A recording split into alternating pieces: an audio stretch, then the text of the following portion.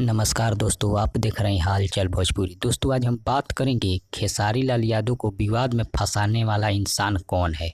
तो हम आपको बता दें, जो इस सबसे पहला जो विवाद कराया था एक डायरेक्टर है, वही विवाद खेसारी लाल यादव के साथ उसी का हुआ था, जो आज तक विवाद थमने का नाम नहीं ले रहा है।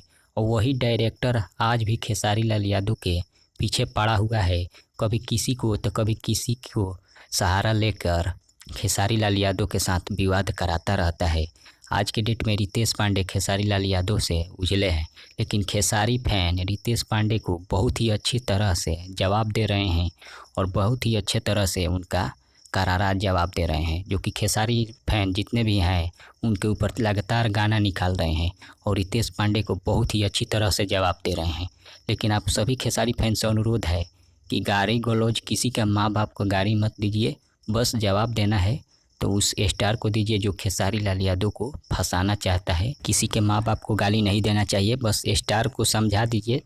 बस इतना ही। तब तक बने रहिए हमारे साथ, मिलते हैं अगले वीडियो में। धन्यवाद दोस्तों।